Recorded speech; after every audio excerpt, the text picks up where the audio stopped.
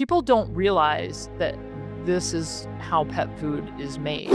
There was a lawsuit in 2023 against a pet food manufacturer because they were actually looking to see if there was anything in the food that wasn't included on the label, and they came up with horse DNA and dog DNA in the dog food. Oh my gosh, that is horrifying. My goal is for dogs to be living 20 years and cats to be living 30 years. And in my practice, we were seeing the same thing. German Shepherds, 120-pound dogs living to 16 and 17. Whereas if you look on social media, you'll see people saying, oh, I just lost my dog. But he had a really long, great life, died at 11. And I'm like, oh, he had half a life. Hey there, I'm Bria, and welcome to the Period Whisperer podcast. If you're over 35 and ready for real answers about your hormones, you're in the right place. Hit subscribe and stay with us. Hey there, sisters. Welcome back to the Period Whisperer podcast. Today's episode you're going to find is a little different, but I think in the best way, because while we spend so much time talking about our health, our hormones, our digestion, our energy, there's another group that I think is very important in our lives that their health, I think we care so deeply about, and that's our pets. And I hear this from my friends. I hear this from my clients who have pets that they absolutely love. So if you're anything like me, they're not just pets, they're our family. So today, we're actually going to dive into what it really means to raise naturally healthy pets. So we're not talking about your bodies, we're talking about their bodies and how many of the same principles we talk about here actually apply to them too. I'm joined today by the amazing Dr. Judy Morgan, who has over 40 years of experience as an integrative veterinarian. She's an acupuncturist, chiropractor, food therapist, best-selling author, international speaker, and really truly a pioneer in the world of holistic pet care. So I'm really fascinated to dig in here myself. Her mission is to help pet parents understand how to support their animals in a more natural, less toxic way, from nutrition and vaccines to grooming, mental health, and beyond. And what I love about this conversation is that it's not about fear or doing everything perfectly. It's about becoming more aware, asking better questions, and I think making small changes that can have a really big impact on the health and longevity of the animals that we love. So whether you're a lifelong owner or just someone who wants to do better for your furry family members, this episode I think is going to give you a whole new perspective. Let's get into it. Welcome, Dr. Judy, to the show. Thank you very much. Happy to be here. Yeah, I'm so happy to have you here. And I was telling you beforehand, this is obviously not my area of expertise, and so I'm super fascinated to just be a curious participant here. But I love to always start with you a little bit and what led you down the path of integrative and holistic veterinary support, especially I think you were trained in more conventional approaches. I went to veterinary school in the early 1980s in Illinois. So Midwest, early 80s, traditional all the way. We didn't, my class was about 25% women, which was a huge change. Now it's about 95% women. So yeah, the profession, it's gone from all men to almost all women. We need to get more men back into the field. 'Cause we have a huge shortage of rural farm animal and livestock veterinarians. And not that women can't do that. They can. They just don't seem to want to. So I think that the profession, we really need to, stop looking for people with a 4.0 GPA and start looking for people who were raised on cattle ranches and pig farms and poultry farms who want to help keep our livestock industry alive. So I think we need some changes in the profession. But with that said, I started out in very, very traditional medicine, and I did not look at anything from other than a traditional standpoint until I had been in practice about 10 years. And the first thing that I took, which was a little bit accidental, was a chiropractic course. It was advertised as something else, and Bait and it switch. was it was called veterinary orthopedic manipulation. I was like, I don't know what this is, but it's like the advertisement was like, oh, it'll help your patients heal faster from surgery. It'll help with orthopedic problems. Blah blah blah blah. I was like, cool. I was kind of into rehab and stuff. I was like, oh, that'll be fun. And then I got there and went, oh my god, he's talking about chiropractic. What are we doing? So, we paid a lot for the course. I finished it, and when I went back to work the following week, I started using it and it was nothing short of a miracle. And I kind of went, oh, where has this been all my life? And so after using that for a little while, I said, well, there must be other stuff out there that I need to learn about. So I started studying pretty much anything and everything that would be considered alternative or complementary or holistic. So I studied things like raindrop therapy and color therapy and light therapy and energy work, Reiki, craniosacral, massage. And then I got into acupuncture, which is traditional Chinese medicine. And so along with acupuncture comes herbs and also something called Tui Na, which is sort of a cross between chiropractic and massage, and then food therapy. And so that is what really hit my hot button. And I started getting known in my practice for doing things a little bit differently. And people started hearing about it and referring other people. And oh my gosh, it wasn't until, so that was all like in the mid 90s. And it wasn't until 2014 that I wrote my first book. Ah, And then I thought if you write a book, people will just automatically buy it. Yeah, no, you kind of have to advertise it and people have to know about it in order to buy it. So that started my whole journey of having a social media presence and really starting to educate pet parents about things that were available because I have so many more tools in my toolbox. I don't shun traditional medicine, although there are a lot of traditional medicines that I wouldn't touch with a 10-foot pole because I think they're killing animals. But on those today. yeah. Um, but, when people come to a lot of times with holistic practitioners, and I'm an integrated practitioner, like if I get hit by a bus, give me some good drugs. Yeah. But and then to heal from all of that, give me some alternative stuff to make my body put itself back together. Yeah. People started learning more about that and wanting that. And a lot of times people don't come to the holistic practitioner until they've exhausted everything else. And they're like, I'm going to the vet every week. I'm spending thousands of dollars. Nothing's getting better. My pet has chronic ear infections, chronic allergies, chronic itching, chronic skin disease, chronic diarrhea, can't tolerate normal food, which, what?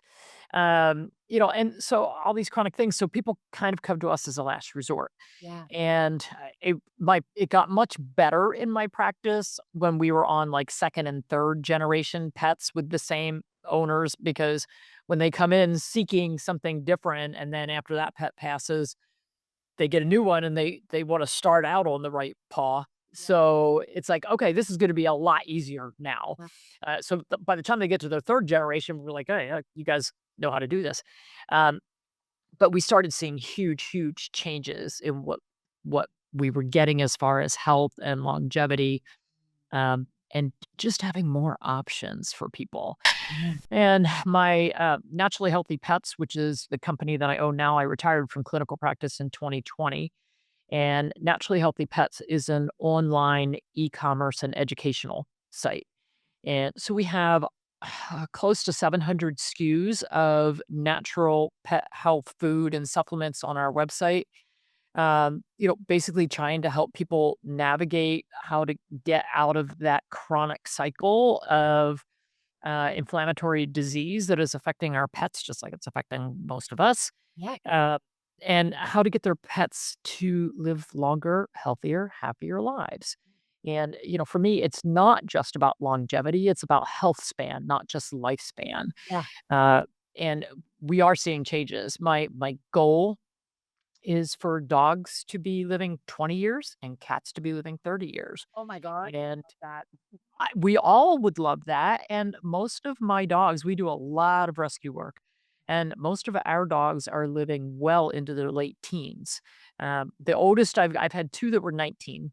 And most of them, unless they have some really life threatening thing that they come with, we're getting 17, 18, 19. And that's what we want. And in my practice, we were seeing the same thing. I mean, German Shepherds, 120-pound dogs living to 16 and 17. Whereas if you look on social media, you'll see people saying, "Oh, I just lost my dog.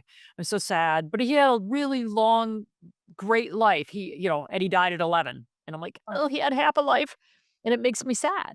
So that's why we work so hard at education because we want people to be able to realize that. oh, that's amazing. So now I'm like, can you just tell us everything right now? Like tell me because I am, I've My I'm working on book number 10, so I'll just read 9 books to you. We'll be here for a little while. yes, but we have 45 minutes. Can you please? No, I will be. I'm so grateful to have met you because I think, as humans, we have a deep love and affection, and I think I do think of my pets as part of my family. In fact, the loss of my first dog was so devastating to me because they go they're like your shadow. You go, they go, you go, they go, and so it's a massive gap in your life when you lose them. And as they age, when they can't do the things that they once did, it changes your lifestyle as well. Yeah. And it does feel sometimes taking my pet to the vet like I'm taking my car to the mechanic, where I'm like, okay, I guess this needs fixing. Like I don't know. I don't know any Right. better. So Right. And that's really the goal, to teach people how to navigate that. So my book, Raising Naturally Healthy Pets, is sort of the starting point okay. of, how to find a holistic veterinarian, and there aren't that many of us, so that can be very tricky.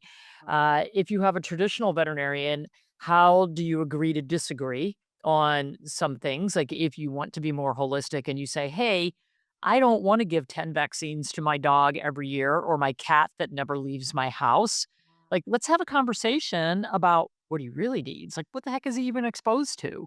So, in that book, I go through each of the vaccines that are available for our dogs and cats and talk about, well, how is that disease spread? What would be a risk factor? Does your dog go to boarding, grooming, daycare, or does your dog stay home in your apartment all day and go for a walk on the sidewalk twice a day? Like, do you live in a high rise? Do you live on a farm? There's different diseases. Like if you live in the Western U.S., there's a rattlesnake vaccine. It kind of makes it not as bad. It's not a great vaccine, but some people get it. But I wouldn't use that in the Midwest or in the East. Like, I mean, I guess we have timber rattlesnakes here, but they're just not very common. Like, Oh, and I live in Arizona. I've seen one rattlesnake in 10 years. So right. So why would you get that vaccine for your dog? yeah. So, so I go through like how is that spread? How long does the vaccine last? How reactive is the vaccine? Because some of these vaccines cause horrible reactions depending on the size of your dog, the breed of your dog, or your cat. And so being an educated owner and being able to walk in and go, well, wait a minute, you just told me my dog needs 10 vaccines, but he just had that last year, and I know that one lasts for 5 to 7 years, so why are we doing it every year? Or my dog doesn't go to the groomer or for boarding, why would I give kennel cough, influenza, which I wouldn't give them anyway, but, you know, why would they need that? They never go anywhere.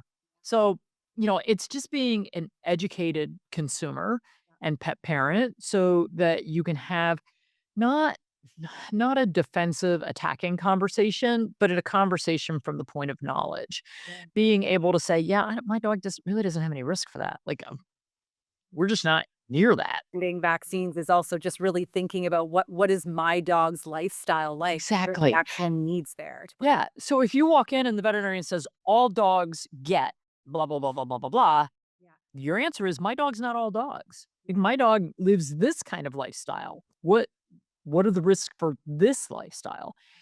So we really want to get back to individualized medicine, not, like a lot of practices, about 25% of practices in the US, veterinary practices, are corporately owned now. Mm. And corporations do have quotas that the veterinarians need to meet each month. And, so you don't want your dog getting a Lyme vaccine because there's a quota for it. You want, actually, I would never use that vaccine either. But, if you're very nervous about it and you're in a high tick area and you're like, oh, well, I'm really, really scared, maybe you would choose to get it. But if you read my chapter on that, you might go, oh, well, the vaccine's only 60% effective. It's pretty reactive. Uh, yeah, I don't think that's a good idea. Are there any vaccines that you're like pretty much across the board, at least in North America, these we should do? Well, unfortunately, by law, rabies is required Right. pretty much across the country every 3 years. That's required every 3 years. So, if you want to travel with your pets, if you go to campsites, if you want to put them on a plane, if you want to board them, and actually, most veterinary practices are going to require it just to be able to have your pet seen. So that one we're a little bit stuck. There are titers, which are blood tests available that can tell you whether your pet still has antibodies and is still protected.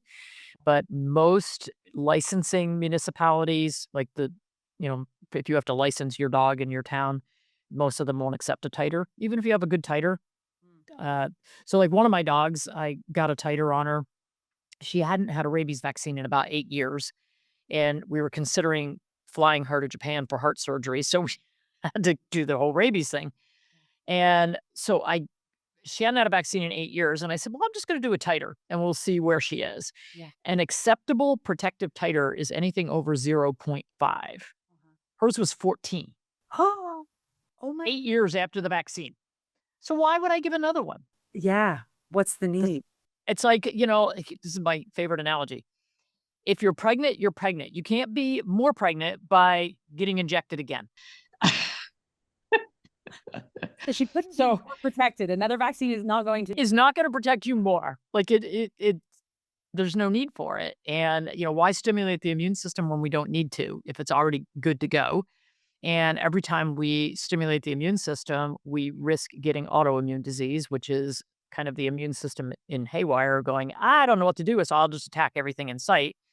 And so we are seeing a lot more autoimmune disease in our animals than we've ever seen. We're also seeing a lot more endocrine disease, so hypothyroidism, Cushing's disease, um, adrenal gland collapse with Addison's disease, tons more of that. And so that we are seeing a lot of that comes from glyphosate in the food supply, which and we can talk about food separately, but for people who feed dry kibble products like dry dog food or dry cat food, those pets, when they're tested for glyphosate, the levels are very, very high because there's a lot of grains in there and grains and legumes like peas, soy, all that.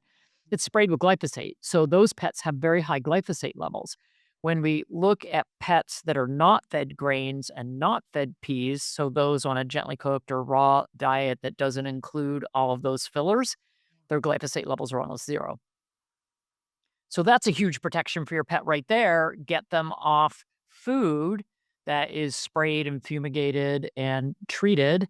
It's kind of like eating ultra processed food for us all the time versus eating whole foods. So I'm a huge proponent of let's get whole foods in the bowl.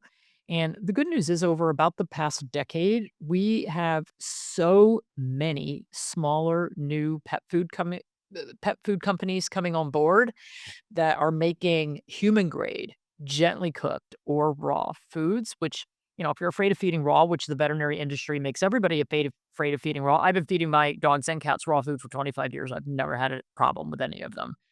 Um, you know, th- then we're feeding them what they are meant to eat. Dogs and cats have zero requirement for carbohydrates, zero.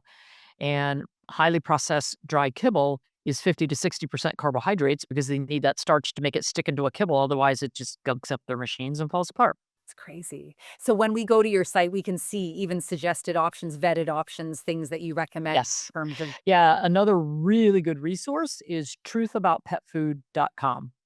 That's Susan Thixton's website, and she has been the consumer advocate in the pet food industry for about 20 years. And she has been fighting very hard for transparency in the pet food industry because the majority of the pet food industry, the big companies, which Nestle Purina, and Mars Candy Company and Food, and then Hills, which is owned by Colgate Palmolive. Those are the big three.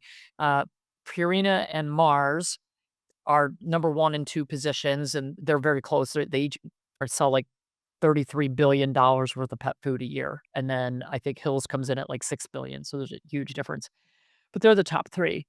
And what most people don't realize is that what goes into those high heat processed foods are the waste products from the human food industry. So if meat is not fit for human consumption, it goes to the rendering plant to be used in pet food. The grains are graded like, 1 through 5. And so the top cleanest grains with the whole kernels are used for human food. And then the grains that come in that have some mold or the kernels are all broken up and so they're more likely to be moldy, they're fumigated to kill the molds and then they're used in pet food because they don't want to waste it and they can make money off of spoiled product. So if a cow dies in the field or any animal, any livestock or poultry, Like all the poultry that has been killed for the highly pathogenic avian influenza, it's killed with foam and then it's sent for rendering for pet food. Because why would we waste 60 billion birds or whatever the heck it's been? It's 60 million. Uh, so, people don't realize that this is how pet food is made. No. And so there was a lawsuit in 2023 against a pet food manufacturer because the DNA was tested they were actually looking to see if there was anything in the food that wasn't included on the label, and they came up with horse DNA and dog DNA in the dog food. Oh my gosh, that is horrifying. And there was a lawsuit in 2023 against one of the pet food companies because of that. We've also had lawsuits with euthanasia solution in pet food because animals that were euthanized, whether it's a cow, a horse, or whatever, goes into the rendering batch, and FDA knows it's there, and they say it's not a high enough quantity to be actionable.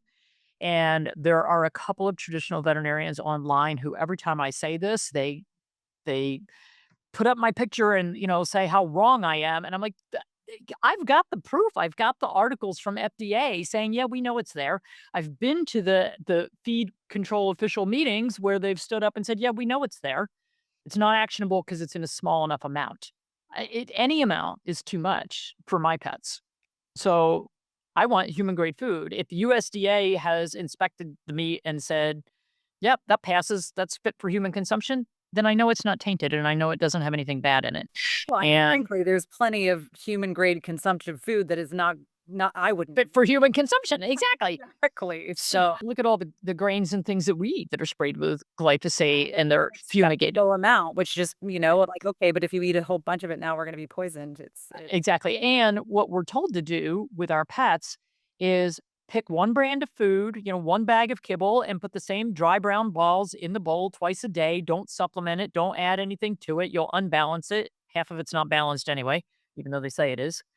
We have studies showing that.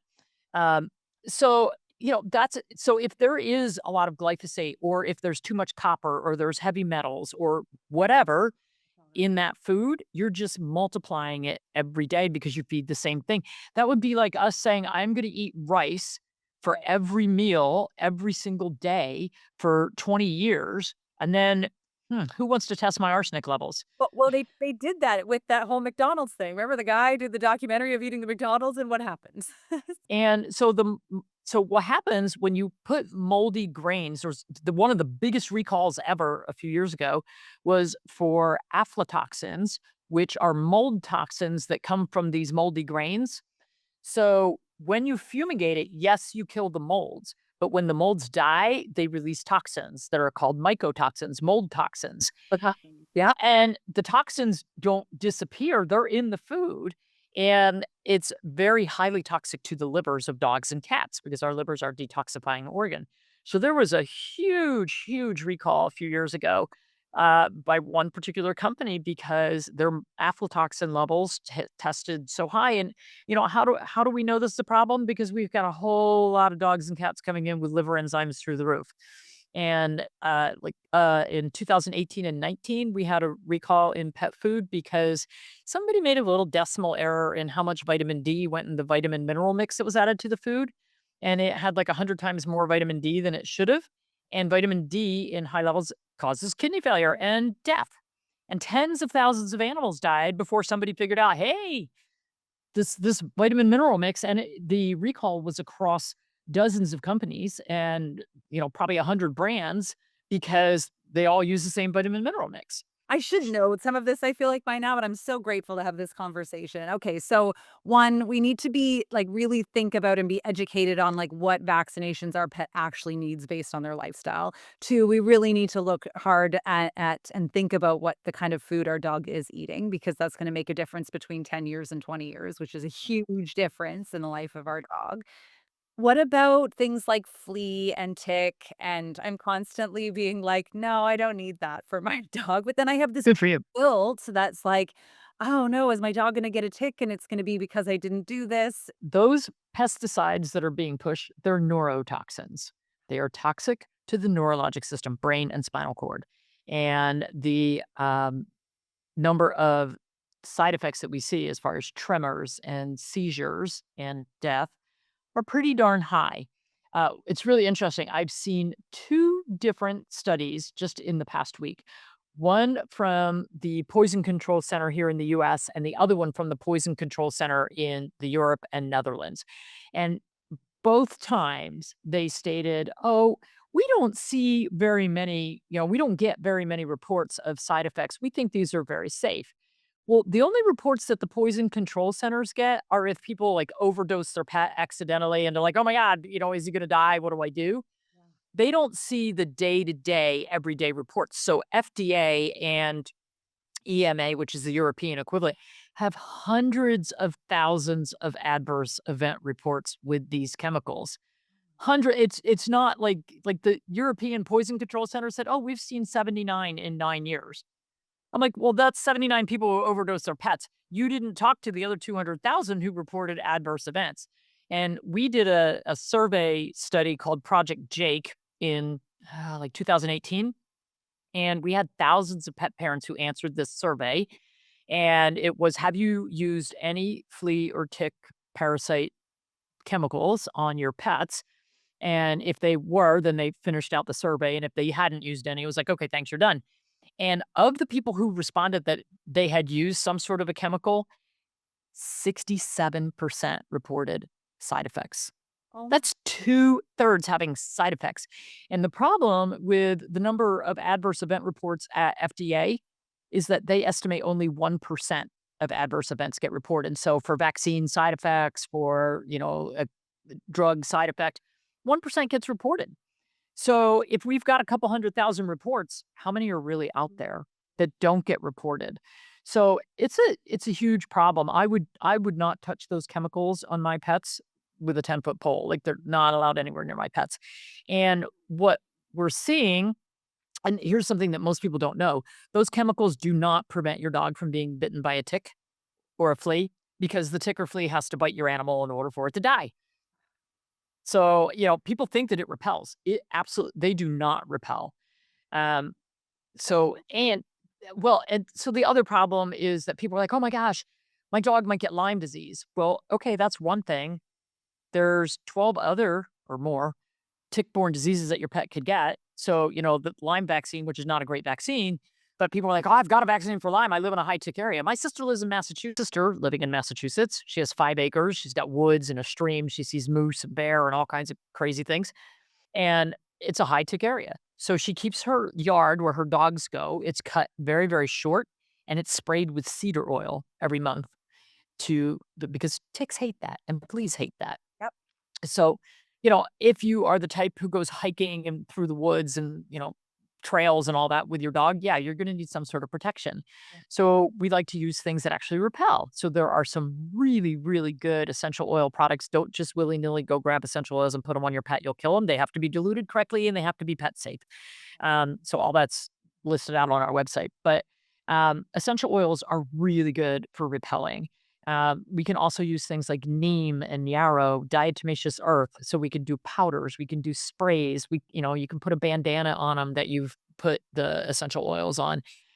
Treating the environment is actually more important. So I've got, clients that I've talked to live in Florida. It doesn't get cold there. They have fleas all year round. Southern Texas, they have fleas all year round.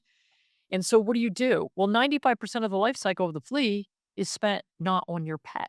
And so we get so focused on I have to put chemicals on my dog. It's like, he's still gonna get bitten by fleas because you didn't take care of the 95% of the life cycle that doesn't live on your dog. So we need to treat the environment. And so, yes, we can have essential oils sprayed on our yard. We can do it ourselves, or they have little things you can hook up to your hose and spray your yard. You can also use beneficial nematodes. They're like these little bugs that you spray on your yard, and they don't allow the fleas and ticks to develop to adults. It's like, great, I just broke the life cycle. How cool is that? And do you have to do these treatments more often? I mean, the neurotoxic chemicals, hey, give this pill every 3 months. It's like, okay, yeah. And guess what? If my dog does have a reaction or my cat, if it has a reaction, there's no antidote and you can't get it back out once it's in. So now what? And the other problem with those chemicals is that the metabolites of those are passing out in the stool and urine of your pets. And now We are having huge problems, like all the insects and bugs, like dung beetles and all the things that help break down that stool in the environment. They're all dying because, oh, yeah, those chemicals are supposed to kill bugs. Yep, works really well. They're still killing them. And we are also getting lots and lots of dead baby birds because the hair of our animals is used to build the nests. And when they're testing the nests, because they find dead birds and they test the nets and they find that they're absolutely full of these flea and tick chemicals. So it doesn't just stay on your pet. There's a great study. They took 3 dogs. One was given nothing for fleas and ticks. The second one had a topical applied on the shoulder blades, and the third one was given an oral insecticide. They put them in a little wading pool with just a few inches of water in it for a few minutes. And afterwards, they tested all 3 dogs, and all 3 dogs tested positive for both chemicals, both the one put on topically and the one given orally. What? So, to say, oh, it's fine for your kids to hug and kiss the pet after these chemicals are put on, uh-uh. Your kids are being exposed. They tested the waterways in Europe, in England. They're all contaminated with fipronil, and they say that it's from the topical chemicals that are pesticides that are being put on dogs and then swimming in the water. And they tested the hair of children in France, and it's full of fipronil. So, do you want all of these chemicals in your body? I don't. Oh my gosh. And here I mean, I don't want them in my pet's body either, but like, I don't want them in mine. but it's important because even, it's something I talk about a lot on the podcast, for when we're talking about our hormones and endocrine disrupting chemicals, we talk a lot about the cleaning products, the skin Yes. products, beauty products. And here we have these animals that sleep in our beds and snuggle with us all the time on our laps and lay on our couches that we have put chemicals on that is now going to be leaching into us right there. Yeah, absolutely. And, all those things that you just mentioned as far as cleaning products and candles and Teflon coating and all of that affects our animals at much higher rates.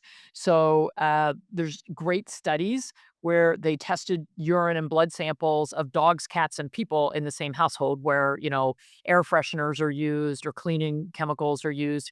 And dogs concentrate all those chemicals about 5 to 7 times more than people. Cats, it's like 25 times. Cats are like little toxin suckers and like, they sit on all the furniture and suck up all that stuff and then they groom all the time. And they just super, super concentrate all the chemicals. If you have birds in your household, don't house them anywhere near your kitchen because the fumes from pans and cooking and all that stuff is so deadly. That's why they use canaries in the coal mine.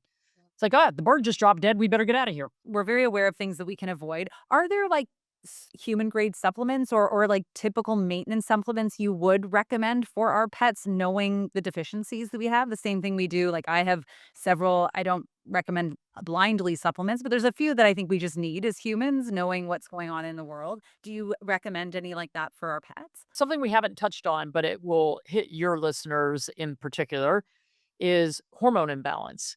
So we literally throw our pets into menopause at age 6 months because everybody talks about spaying and neutering at 6 months.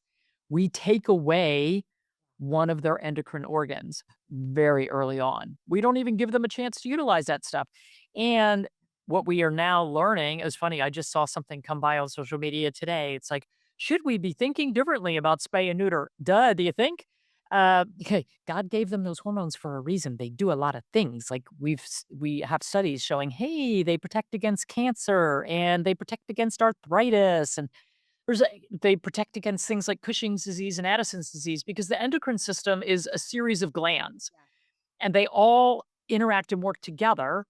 And when you take one of those away, the rest of them are like, holy crap, now what? So your adrenal gland produces some testosterone, some progesterone, some estrogens. And so when we take away the testes and the ovaries, this would be like, spaying and neutering all of our teenagers. Like, oh my gosh. Like, why would we do that? And so we take that away and then, the other glands have to make up for it. So the adrenal glands are just like in the hyper overdrive all the time. Um, and it's interesting since I started going to a naturopath, I'm going to be 67 next month. So, obviously, all those hormonal changes. Yeah. And when I first, I didn't start going to a naturopath for till like 2 years ago. And then I wanted my 18 years back where nobody ever talked about, like, oh, all these problems that you're having might be related to the fact that you don't have any hormones anymore. Like, really? Nobody talked to me about this until I found somebody 18 years later? Like, I want my 18 years back. But when they doubt, For women on this, Dr. Judy. This is oh my God. women are So, he did my testing. My cortisol was through the roof because I mean, I was going through a stressful time, but my adrenal glands were like, whoa, yeah. and then the FSH was through the roof because it's like, yeah, we're trying to get your ovaries to do something. And they're like, yeah, we're done. Anybody who hasn't had any testing and some treatment done, please do it. So we are actually now finally looking at, gee, should we leave these animals intact longer? And this, I'm talking dogs now because cats are a whole different ball game. Okay. Cats really like to make mammary cancer if we leave them intact. I don't know why, they're just weird. Cats are just their own. They're not small dogs. No. But for our dogs, this early spay neuter, and so many of the shelters and rescue organizations are wanting spay neuter at 8 weeks of age. We are doing such a disservice to these animals. And, I was taught in vet school, and they're still teaching in vet school, oh, no, early spay neuter is no problem. It's a problem. So for the little boys, especially for large breeds dogs, if you can leave them intact, just leave them intact. For the girls, we have to wait until they're at least fully mature. So that could be 1.5 to 2 years of age, which means, yeah, they're going to go through heat a couple times. It's obnoxious. It's a pain in the butt. People hate it. Deal with it. I'm sorry, just deal with it. But we have Owner. it is, and we have, and if you have, intact males and intact females, then your life really is more miserable. Yeah. Get it? I got it. But you know what? People who breed dogs put up with that all the time, and they've got it figured out. That's true. So, but we have a ton of blogs, and that's all that is also in a couple of the books where we talk about different breeds of dogs, different sizes of dogs, and what happens if we leave them intact versus, spaying and neutering early.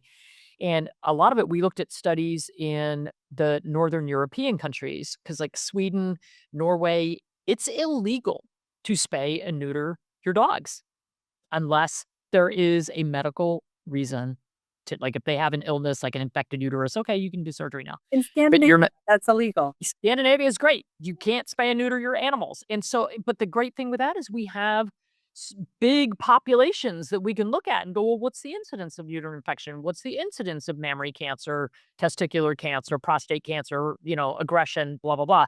So we have great numbers to look at. And a lot of that's talked about in those blogs, because we want people to think about it differently and at least make an educated decision. Again, not just go with they all get spayed and neutered at 6 months. Yeah. No. Oh, I guess that's what I'm supposed to do, so I'll do it. Yeah. Yeah. And so now we are, even, especially for the males that have been neutered early, looking at hormone replacement therapy for them, because a lot of lameness and hind end weakness issues in older neutered males is related to the low testosterone. And so there are a lot of veterinarians doing it, but the ones that are looking at it, like Dr. Peter Tobias, he's from the Czech Republic.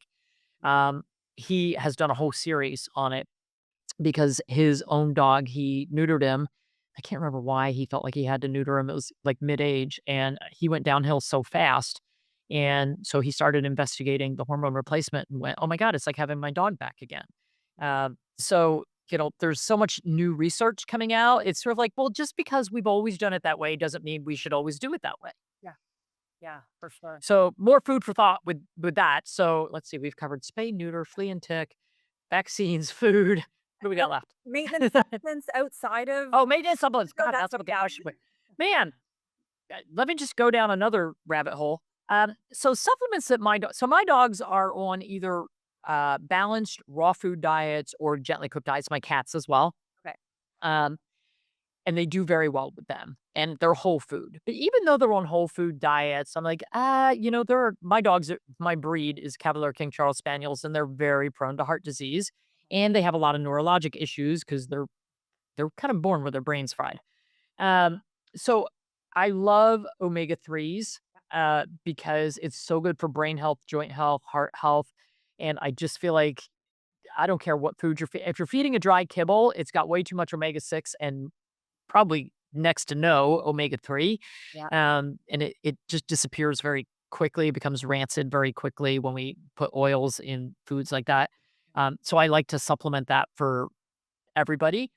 My guys all get a mushroom supplement every single day because mushrooms are incredibly good for gut health Yep. and incredibly good for like longevity health, cancer prevention, and I'm not supposed to say that because it's not FDA scientifically proven. I won't All call gone. anyone on you. Yeah, thanks. Um, so I love mushroom supplements. I love omegas. Yep. Mine are I all of my dogs right now are spayed or neutered. They were done later in life, except for one. One that I rescued very little, I was able to leave him intact. But when you get them through rescue organizations, they usually come with the parts chopped off.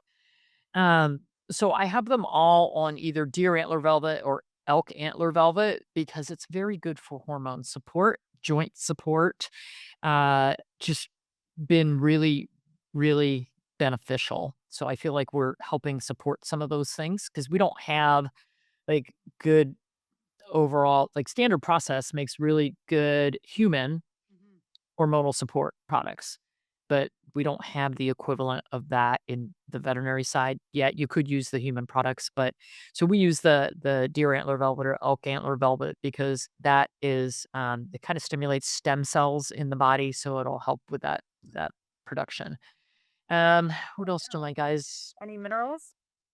no, but we do need to make sure that they're getting the minerals that they need in their food. And so a lot of people, when they are making their own food for their pets, and a lot of people want to do that, but they end up with very unbalanced diets.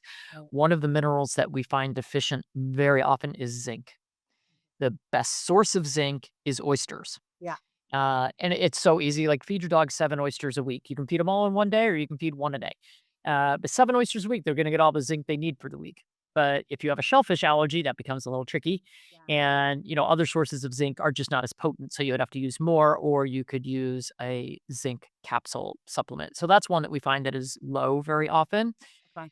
With copper, we have the opposite problem where we get copper storage disease in the liver because a lot of pet foods have too much copper in them.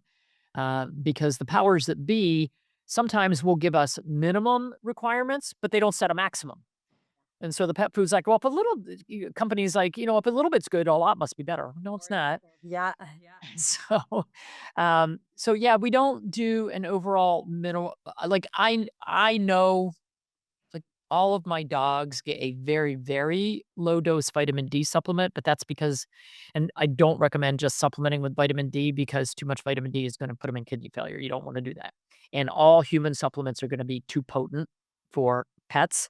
All of mine get, like 1 or 2 drops of vitamin D, so it's gonna be 100 to 200 IUs, Okay. whereas, like, the lowest dose of human that you can find is, like, 2,000. Yeah. Way too much. But I've tested all my dogs and they tend to end up testing low the older they are. So I do recommend that people you get your normal blood work done, which I do recommend doing. I love knowing where the kidney function is and where the liver function is. So this is where you want to have that good relationship with your vet so that when you walk in every year and go, can we just do a blood panel on my dog? I'd really like to see what's going on inside. Yeah. Half the time people say to me, I asked my vet for that. And they're like, he looks fine. He doesn't need anything. I'm like, how do they know? And why would they turn down your money? Like, like how stupid is that? Like a human, Judy. People, I send my clients all the time. I'm like, okay, like I can order your labs or let's see if we can get it covered. Ask them at least for this. Nope, not doing that. You want Yeah, me to- I know. It just blows me away. I'm like, what? You don't have the 2 minutes it's going to take to pull the blood sample? Is that what the deal? You don't want to read the results? Like, I don't know. Yeah, boy, you're crazy. But most of the vitamin levels are not looked at on the routine panels. So we have test kits. You can take it to your vet and say, "Here, I just need you to put it on here." But I like to test vitamin B12 and folate and vitamin D and magnesium. Some of these things that we don't normally look at. And so, and we do find, so back to the minerals, we do find a lot of them are low in magnesium. And so we use a magnesium roll on lotion. Um, so, but there are different things that could be asked for. Like if you really want to be proactive, I would say most of our pets are low in vitamin D. It's just a matter of how low. Um, and because it's a fat soluble vitamin and it's very easily destroyed by processing. So just in the making and storage of the food, vitamin D levels go down. Our pets do not convert sunlight into vitamin D like we do. Huh. They do it very poorly. So, sending them out in the backyard is going to help some, but it's not going to help enough. We don't feed them enough foods that are high in vitamin D, like cold water fish and egg yolks. Like it's rare that people, and I'd recommend getting some of that into your pet's diet. So, superfood toppers, if you're feeding kibble and you just want to, like make it better, Yeah. add some fresh berries. Blueberries are amazing. Raspberries, strawberries, whatever your pet likes. Mine love blueberries. Um, Add eggs, add sardines. Raw egg? Uh, Okay. or you can be raw cooked. I don't care. They like them either way. It's funny watching my short faced dogs, my English toy spaniels, trying to get up a raw egg. Like they can't grab hold of it. It's kind of funny. But they really love their soft boiled eggs. Um, so, and then like sauteed mushrooms, like in coconut oil or butter are going to be fine, or olive oil. And then fresh leafy greens. So, collards, kale, mustard greens, dandelion greens, all that stuff. This is so good for them. My dogs, I buy chicken hearts or turkey hearts at the grocery store every time I go. And they get chicken hearts or turkey hearts cut up in their food every single night. Oh, wow. Like treats like. My dogs are prone to heart disease, so I'm like, "Oh, you're eating hearts." Oh, like treats like. I don't Mhm. think I've ever heard that before. Really? So this is, like you should look this up for human food. So look at what a food looks like. Like, beans, like a kidney bean, a black bean, they look like a kidney, so they're good for kidney health. And Look at a walnut. yes. Walnuts are good for brain health. Okay, maybe I have So I like that. And, so you look at a heart. Hey, it looks like a heart. I think I should feed it for the heart. Yeah. We also look at the color of things and what element they're associated. But, the heart is associated with blood. So that means foods that are red are going to be really good for that. For that. The lungs are associated with the color white. So white foods are very good for lung health. For the liver, we use green foods. So, and for kidneys, we like things like black sesame seeds. Black foods are really good. Black mushrooms. And then the kidneys are also the water element. So what comes from the water? Oh, that'd be fish, spirulina, chlorella, all those kinds of things. So we can feed all of the organs based on what does that organ need to support it the best. This has been fascinating. I could probably keep you for about 6 more hours, and I know I can't, but I am so grateful. So for everyone listening right now who maybe they are feeling a little overwhelmed, like, I feel like you just It gave is a lot. great start here, like, with the topper if you need to, like, just start with some of these things and, like, versus, like, is there, like, 1 or 2 more things you're like, "Okay, let's just start here." Start here. If you're using any of the toxic pesticides, get rid of those. Okay. Okay. That would be a biggie. If you're feeding kibble, let's at least get some fresh food toppers in there. Food toppers, okay. Really look at the vaccine schedule that your dog or cat has been on. Like, it's amazing if you actually look at your veterinary records. Like, I get people that have questions about things. I'm like, well, send me the records. Let me look at them.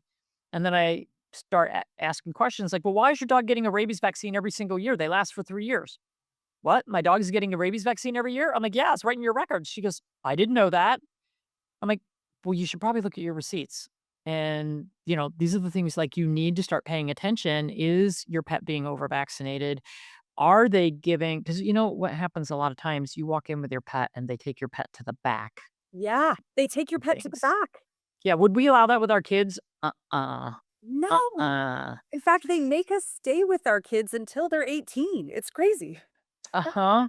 Oh, sure. And, I would love it if people would get brave enough to say, you can do that here in the room with me here, or I can come back with you because that's my child, and I wouldn't let my child out of my sight for a medical procedure to be done.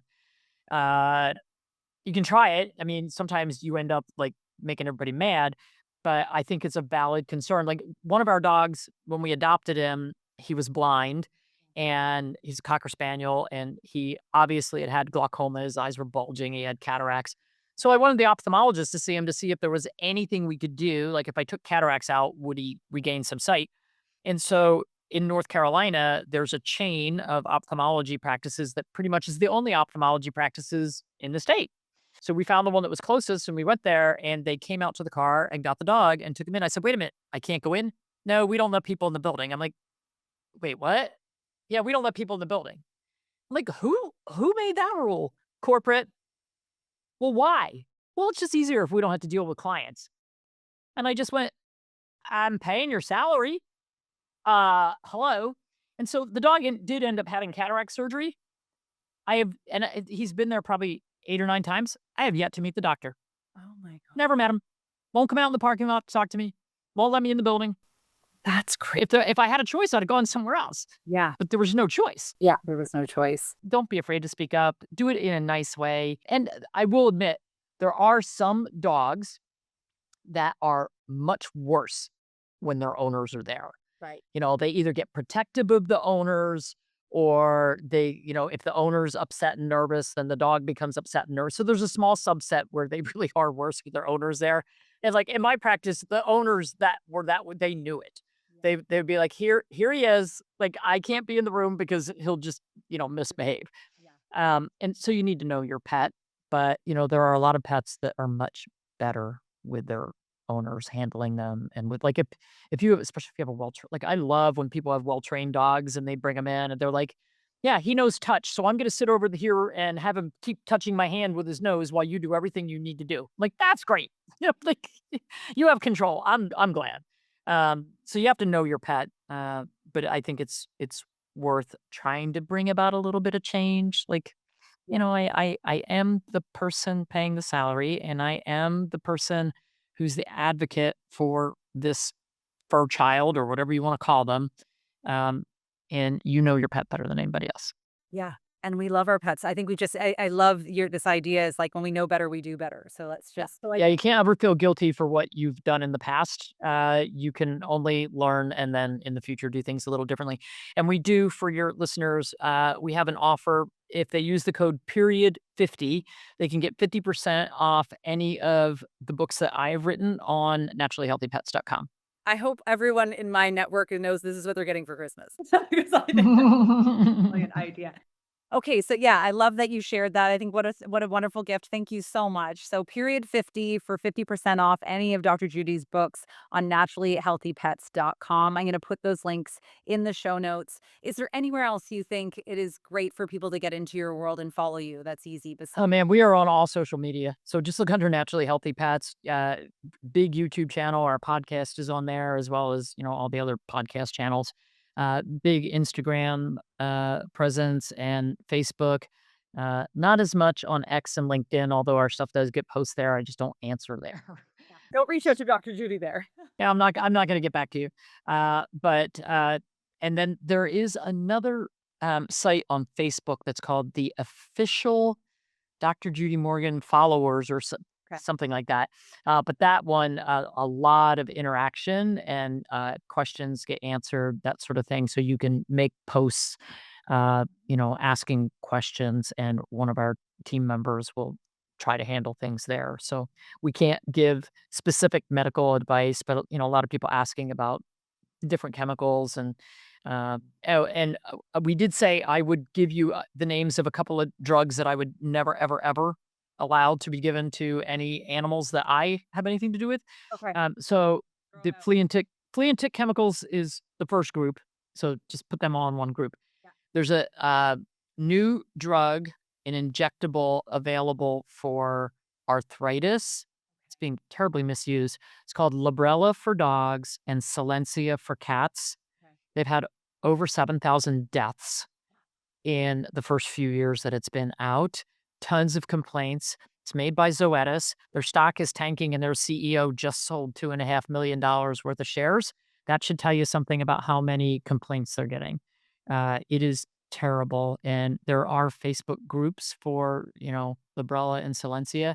And what I would say to anyone listening, anytime your veterinarian wants to prescribe a medication or an injection, anything for your pet, ask, are there any side effects that I should watch for? And if they say none, that's a lie because you can die drinking too much water. We have dogs who die from that every summer. So there are side effects to any medication. And, when we go to the pharmacy to buy a medication, we're given pages of information on interactions with other drugs. And, we don't get that in veterinary medicine. So the good news is we all carry around little mini computers with us. So you can type in your search engine side effects of whatever the drug is, and it'll bring it up. And then you can say, oh, that sounds a little scary. And then you can ask questions about it. So it's really about that education piece. Just always look. And if you go home with the medication, you're not going to be able to return it. But if you go home and look it up and go, holy crap, then you can say, well, okay, I paid for it, but I'm not going to give it. And then the other thing you can do is, I don't know how many people are on Facebook. Instagram is probably similar, but you can also type in the search engine, the name of the drug, and groups will come up. And if you see that there's 100,000 people in a group talking about the side effects of the drug, that might be a reason to consider, yeah, maybe not. That's amazing. Thank you so much for all Be the empowered. incredible, information. I feel like I think you've given us a lot to think about. I think our pets will thank you too. So thank you so much for all of your time today, Judy. It's been such a pleasure. Thank you very much. Yeah. I know it was a different episode, but it's ironic that it doesn't change how we treat our bodies, how we treat our pets. Let's pause, let's think, let's educate ourselves and make the decision that we know is true for us. So go out and be more in your lives and not just less on a scale. We'll catch you in the next episode. If you're 35 plus and ready to stop guessing, start understanding your hormones, and feel your absolute best, hit subscribe. That's what we do here.